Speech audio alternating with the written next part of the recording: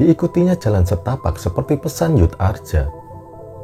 Kalau belum 7 langkah, jangan melihat ke belakang ya nak.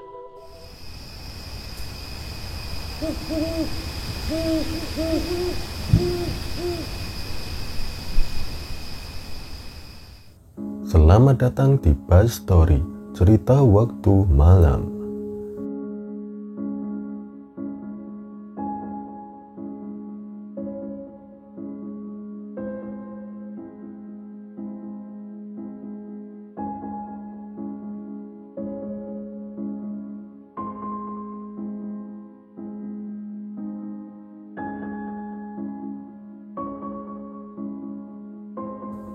Tidak jadi datang mungkin Ruth si Muklas. Sudah jam berapa ini? Ucap Tolibin yang sudah tak sabar. Rokok kretek sudah 2 batang dihisapnya, tapi Muklas tak kunjung kelihatan batang hidungnya. Ya sudah, ayo. Rudi yang ikut tidak sabar, akhirnya mengajak 5 orang pemuda lainnya untuk berangkat. Mereka harus segera berangkat ke dusun tempat hajatan digelar. Jaraknya 4 km dari desa mereka tinggal. Mereka pun bergegas. Ke-6 orang itu harus berjalan kaki untuk sampai ke tempat Wak Aji. Muklas baru bangun sekitar jam setengah 8 malam. Azan Isya sudah berkumandang 20 menit yang lalu. Bujangan itu langsung berlari ke kamar mandi begitu menyadari jika dirinya sudah terlambat. 15 menit kemudian, Muklas sudah rapi. Kemeja yang dibelinya lebaran tahun lalu dipakainya malam itu. Setelah berpamitan ke ibunya, Muklas langsung menuju wakaf yang ada di jalan persimpangan dusun. Obor minyak tanah dibawanya sambil berlari. Desa belum tersentuh listrik saat itu. Dia harus berhati-hati agar bajunya tidak terkena cipratan minyak. Jalanan sudah sepi saat Muklas berjalan ke arah wakaf. Sebagian jalan sudah gelap, hanya satu penerangan dari obor yang memang diletakkan di dekat wakaf untuk menerangi orang-orang yang buang hajat malam hari. Kok sepi ya? Gumam Muklas di dalam hati. Muklas menunggu di pinggir wakaf yang berbatasan langsung dengan sungai kecil. Disulutnya rokok eceran yang disimpan di sakunya. Berharap teman-temannya juga terlambat seperti dirinya. Angin semilir berhembus dingin. Tidak ada tanda-tanda temannya akan datang. Muklas lalu mematikan rokoknya di tanah dekat kakinya. Tak sengaja, dia melihat potongan batang rokok yang ada di sana. Muklas hafal betul sisa rokok milik siapa itu. Anjing, sudah berangkat berarti. Gumamnya sambil berlari ke arah dusun tempat Wak Aji. Muklas mencoba berjalan cepat sambil menggenggam obor. Jarak dusun Wak Aji masih cukup jauh. Muklas berharap masih bisa kebagian jatah makan gulai kambing meski datang larut malam. Muklas terus berjalan sampai ke sebuah persimpangan jalan. Jika melewati jalan biasa, jaraknya masih 2,5 km lagi dari dusun, karena harus memutari satu perkampungan lagi. Tapi ada sebuah jalan kecil melewati tepian sungai yang bisa memotong jarak sampai 1 km. Muklas memilih jalan pintas. Obor diletakkannya lebih ke depan, karena jalan ini lebih sempit. Pepohonan randu mengapit jalan ini. Di sisi kiri ada sungai yang mengalir tenang. Siang hari, jalur ini sering dipakai pencari kecombrang. 20 menit berjalan, Muklas terus mengikuti jalan setapak. Dia terus masuk ke dalam rimbun pohon. Suara dengung bunglon sesekali menemani. Sampai akhirnya, Muklas berhenti di depan sungai Caruk. Sungai yang menjadi pertemuan 2 aliran sungai lainnya. Muklas harus menyeberang. Dilepasnya sandal kulit.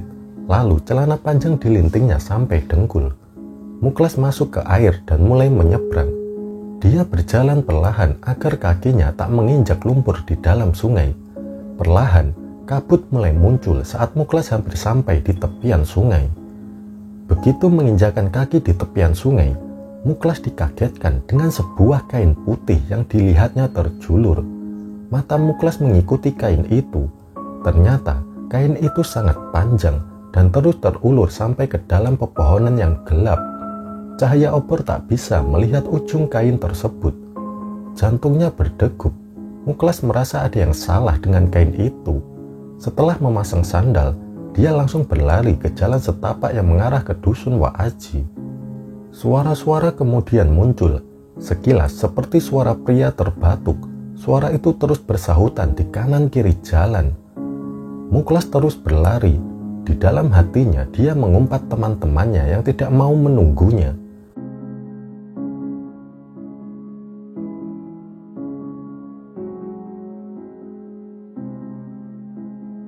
Langkah Muklas baru berhenti setelah dirinya mendengar suara gamelan yang cukup ramai.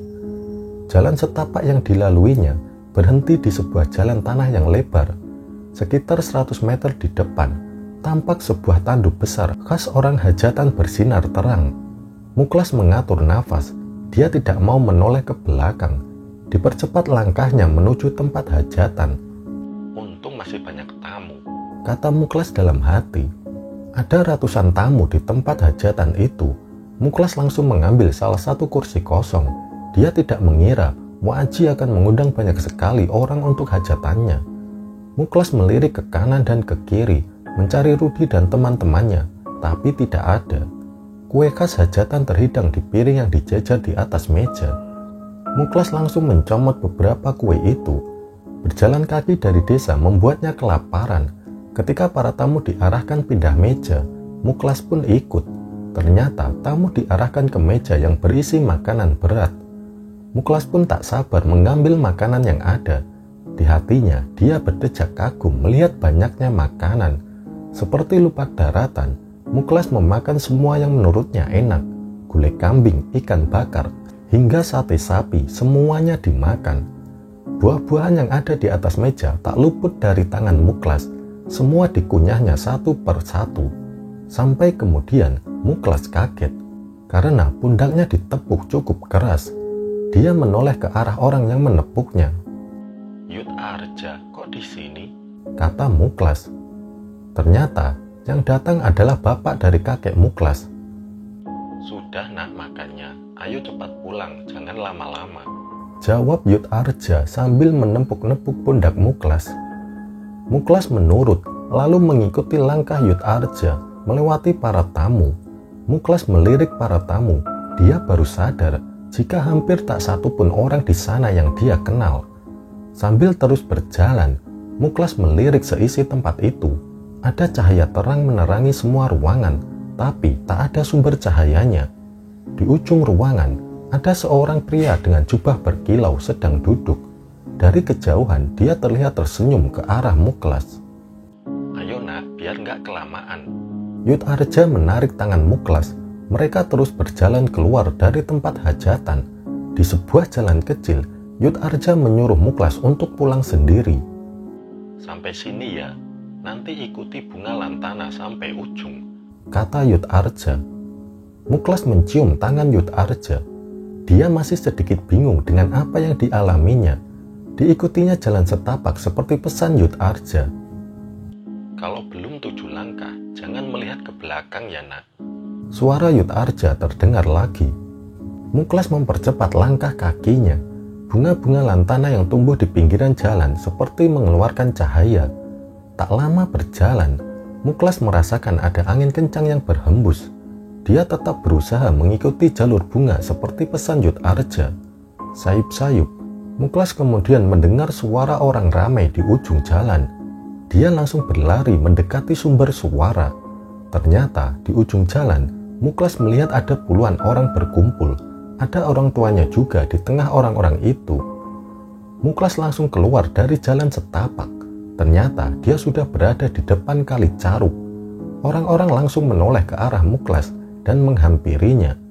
Ibu Muklas langsung menangis melihat anaknya itu keluar dari dalam lebatnya pepohonan. Ternyata Muklas sudah hilang selama 5 hari. 6 teman Muklas yang datang ke acara hajatan tak satu pun mengaku bertemu dengan Muklas. Orang tua Muklas bingung dan menghubungi semua keluarga. Tapi tidak ada satupun yang tahu keberadaan Muklas. Sampai akhirnya salah satu kakek Muklas mendapat mimpi jika Muklas akan kembali di malam kelima, muncul dari Kali Caruk yang ada di perbatasan desa. Kakek Muklas itu lalu berikhtiar mengajak orang-orang kampung. Mereka mengadakan selamatan kecil-kecilan di dekat Kali Caruk. Yang datang ke mimpi kakek Muklas adalah Yud Arja.